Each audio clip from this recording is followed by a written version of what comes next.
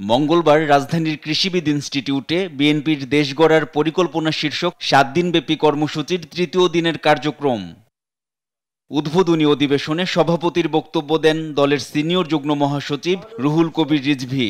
বলেন, ভয়ঙ্কর দুর্নীতির কাঠামোর মধ্যে থেকেও দেশকে দুর্নীতিমুক্ত করতে হবে। বিএনপির প্রথম যুদ্ধ হবে দুর্নীতির বিরুদ্ধে। বিএনপির যে অঙ্গীকার সেটা ফাঁপা অঙ্গীকার নয়। বিএনপির নেতৃত্ব ভারপ্রাপ্ত চেয়ারম্যান যে অঙ্গীকারগুলো করেছেন সেই অঙ্গীকার আমাদের আর্থিক সক্ষমতার মধ্যে সেই অঙ্গীকারগুলো পূরণ করা সম্ভব। কর্মসূচির তৃতীয় দিনের উদ্বোধনীতে আরও বক্তব্য দেন দলটির স্থায়ী কমিটির সদস্য নজরুল ইসলাম খান। এ সময় তিনি বলেন, অনভিজ্ঞ কারো হাতে রাষ্ট্রযন্ত্র দেয়া সঠিক হবে না। নির্দলীয় নিরপেক্ষ সরকারের অধীনে অবাধ সুষ্ঠু জাতীয় সংসদ নির্বাচনের মাধ্যমে গণতন্ত্র পুনঃপ্রতিষ্ঠা, এটা এক দফা নাকি?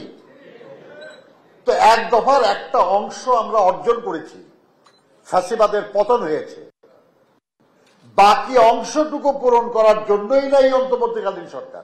দেশের ইতিবাচক পরিবর্তনের সবকিছু বিএনপির হাত ধরে এসেছে, ভবিষ্যতেও আসবে বলে জানান তিনি। দলের নেতা এনআই নাহিদ, দেশ টিভি, ঢাকা।